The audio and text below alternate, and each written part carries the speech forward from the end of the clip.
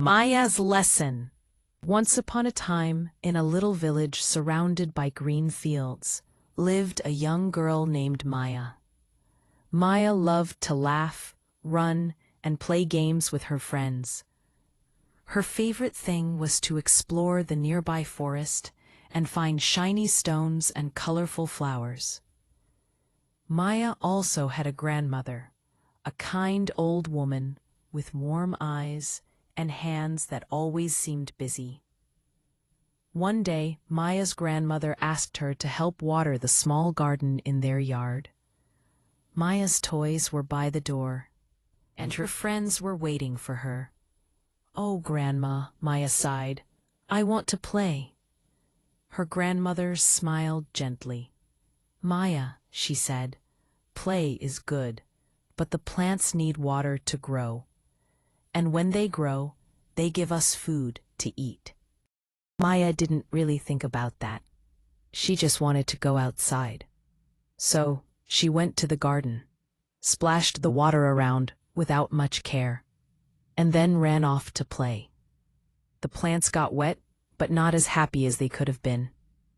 As the days went by, Maya always found something more fun to do than her chores. She would forget to sweep the floor or help her grandmother prepare meals. Instead, she'd be in the forest or playing tag with the other children. Her grandmother never got angry. Instead, she would watch Maya play, and then she would do the chores herself. The family ate. The house was clean, but Maya didn't understand why her grandmother sometimes looked a little sad.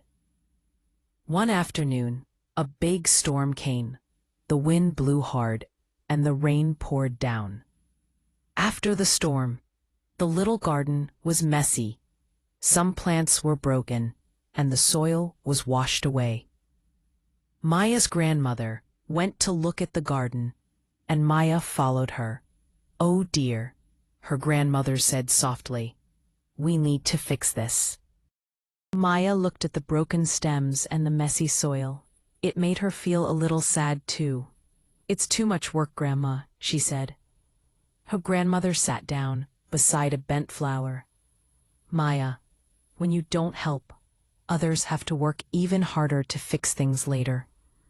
The plants don't get the water they need, and then the storm hurts them more.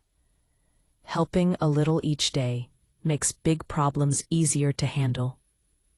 Maya thought about this. She thought about how her friends were waiting for her to play, but how she also wanted the garden to be beautiful again.